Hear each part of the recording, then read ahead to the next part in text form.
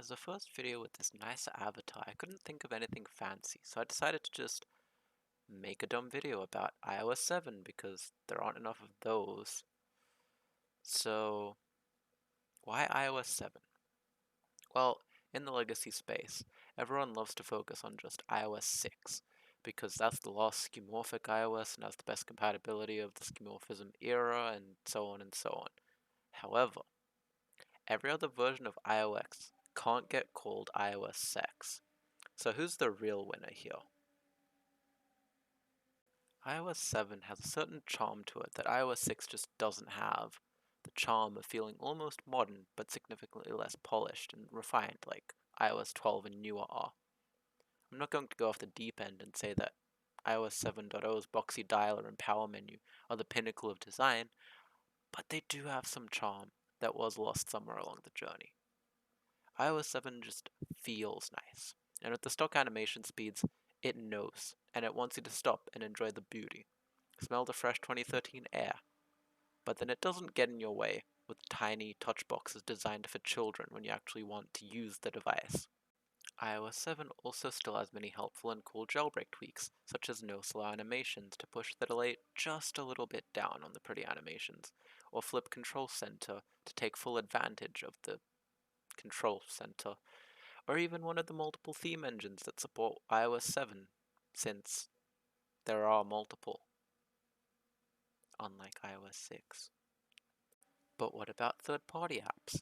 Well, iOS 7 has surprisingly good support for those too, considering its age. You can happily use Discord on 7.1 with IPG's Discord patcher and live in the better world where no threads exist. You can use the official Twitter with a couple tweaks, or use Twitterific for almost fully functional client. You can use Messenger to talk to all of Facebook's hostages. I mean, your friends. And, best of all, you can vibe to Demon Dice on Spotify, with the app working perfectly fine, and no podcasts too. As for games, you have a wide selection, assuming you downloaded the game back in the day or can find an IPA on places like the Momentum Dev forums or the Legacy Jailbreak Discord. Please join. Just download AppSync and Checkmate Store and go to town with classics like Angry Birds Star Wars, Bad Piggies, that weird Sonic port, and many, many more.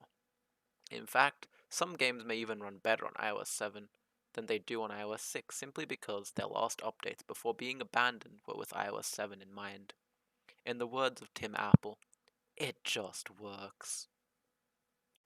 Now, how do you get the best legacy iOS? Well, the easiest way is to just be cool like me and own two iPhone 5Cs with iOS 7 on them already, and amazingly low battery cycles. If you're not cool, just buy yourself a nice A6 device, a Mac, and run Nightshade and cry about your lack of coolness.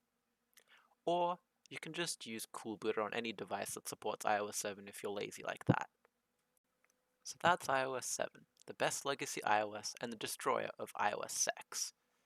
Thanks for sitting through this weird love letter to software, and expect hopefully more interesting things in future. Bye bye.